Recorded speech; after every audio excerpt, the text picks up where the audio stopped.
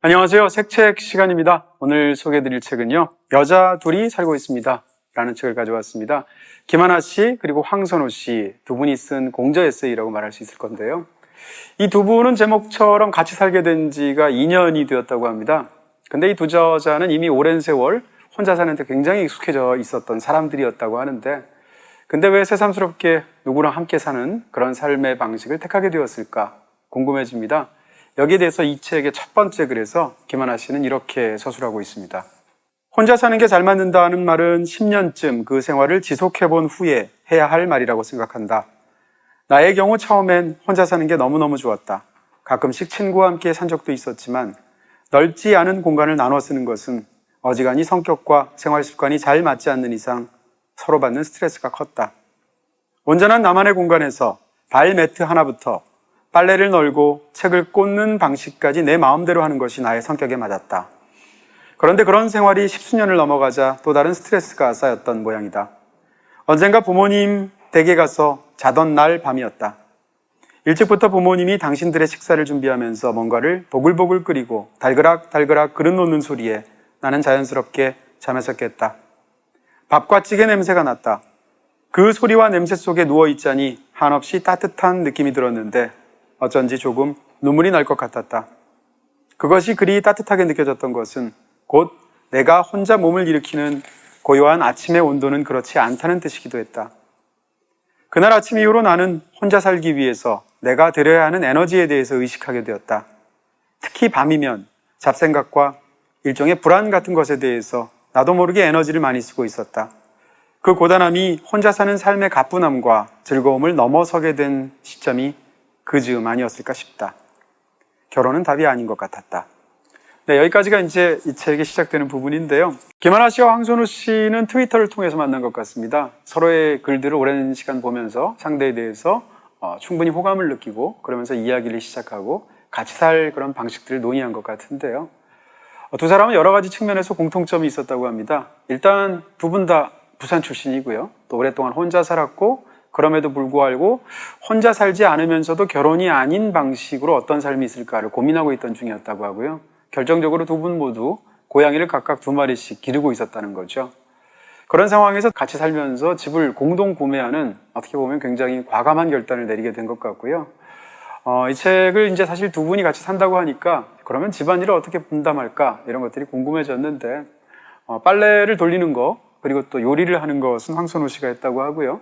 그리고 또 김하나 씨는 정반대로 이제 청소를 하는 거, 설거지를 하는 것, 또 빨래 개는 일을 하는 식으로 두 사람 사이에서 업무 분담, 집안일 분담이 명확히 이루어졌다는 거죠. 네, 이 책에 담겨 있는 마지막 글에서 황선우 씨는 제목을 이렇게 붙였는데요. 지금 곁에 있는 사람이 내 가족입니다. 굉장히 강렬하면서도 머리에 쏙 들어오는 그런 글의 제목이죠. 이 글에서 황선우 씨는 애인과 함께 살고 있지만 결혼은 하고 있지 않은 그런 친구의 얘기를 꺼내고 있습니다. 두 사람은 경제 공동체로서 서로에게 만족한 그런 삶을 함께 살아나고 있다는 건데요. 그럼에도 불구하고 한 사람이 아파서 병원 응급실에 갈 때라든지 아니면 등기 우편물을 대신 받아줄 때 같을 때 기본적으로 이 서류에서는 한국 사회에서 분류되어 있지 않은 그런 두 사람의 관계 때문에 굉장히 많은 어려움들과 불편함을 겪고 있다는 거죠. 이런 관계를 황선우 씨는 생활 동반자라고 지칭하면 어떨까라고 제안하면서 마지막을 이렇게 맺고 있습니다. 평생을 약속하며 결혼이라는 단단한 구속으로 서로를 묶는 결정을 내리는 것은 물론 아름다운 일이다. 하지만 그렇지 않더라도 두 사람의 생애 주기에서 어떤 시절에 서로를 보살피면서 의지가 될 수 있다면 그것 또한 충분히 따뜻한 일 아닌가. 개인이 서로에게 기꺼이 그런 복지가 되려 한다면 법과 제도가 거들어 주어야 마땅하다. 이것과는 다른 모습의 다채로운 가족들이 더 튼튼하고 더 건강해질 때 그 집합체인 사회에도 행복의 총합이 늘어날 것이다. 네, 세상에는 다양한 방식의 삶의 방식이 있을 수 있겠죠. 그리고 또 세상에는 다양한 형태의 가족도 가능할 것입니다. 누구나 자기에게 맞는 삶의 방식을 선택할 권리가 있다는 점을 생각해 본다면 법과 제도가 그와 같은 권리를 보장해주는 방식으로 사회의 그 변화에 맞춰서 나아가야 되는 것이 아닌가, 개인적으로 그런 동의의 마음이 함께 들기도 합니다. 네, 그리고 한 가지 또 마지막으로 가볍게 덧붙이자면 두 분께서 살기 전에 각각 2마리씩 고양이를 키우고 있었다는 점이었는데요. 저도 고양이를 키우다 보니까 그 고양이들은 어떻게 됐을까 굉장히 궁금해집니다. 그래서 이 책에 있는 글들을 쭉 살펴봤는데 책을 딱 펼치니까 바로 나오더라고요. 정 가운데 부분에 색깔까지 달리해서 함께 키우고 있는 4마리의 고양이에 대해서 소개를 하고 있습니다. 각각 하쿠, 티거, 고로, 영배 이 4마리의 고양이들인데 고양이에 대한 부분들이 워낙 재미있기도 하고요. 또 이 부분의 색깔들이 따로 이렇게 노란색으로 도드라지게 따로 별지 처리가 되어 있습니다.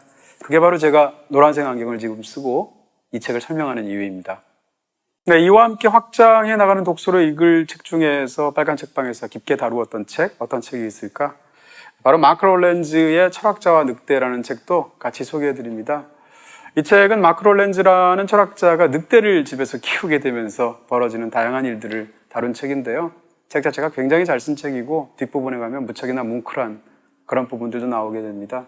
그것이 누구와 함께 산다면 사람이든 동물이든 동성이든 이성이든 누구든 간에 다른 사람에게 주는 어떤 그런 전인적인 영향들이 있을 것이고요.